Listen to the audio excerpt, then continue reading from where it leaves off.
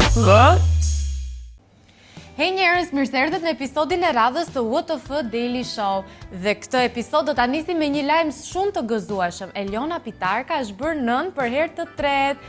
Urime Elona për ardhjen në jetë të fëmijës, por Elona bëri diçka këtë herë, nuk i zbuloi gjinin fëmijës as ata të dy siç, pra as Elona me bashkëshortin e saj, por njëkohësisht nuk ja zbuluan dhe publikut deri në momentin e ardhjes në jetë të fëmijës. Elona bëri një postim në rrjetet sociale ku uronte për ardhjen në jetë dhe tregonte që ka lindur fëmijën e saj të tretë, por nuk zbuloi gjinin.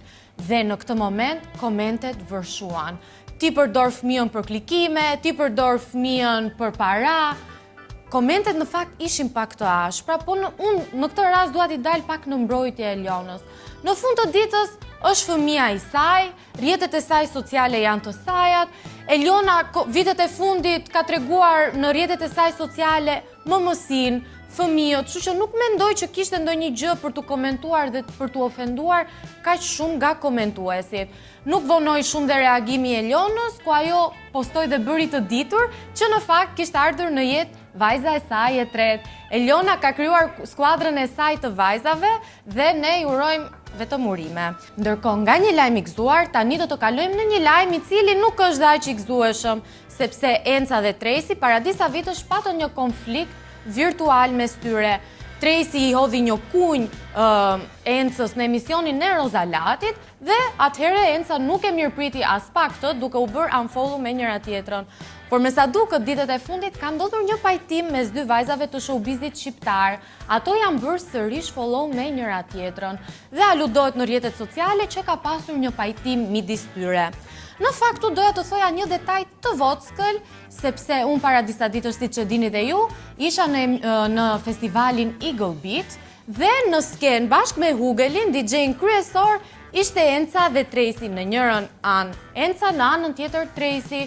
Nuk pati në asnjë moment, nga çfarë pashun nga skena, një komunikim midis dy vajzave, mbase pajtimi ka ndodhur në backstage. Këtë nuk e di, por kështu aludohet në media sociale.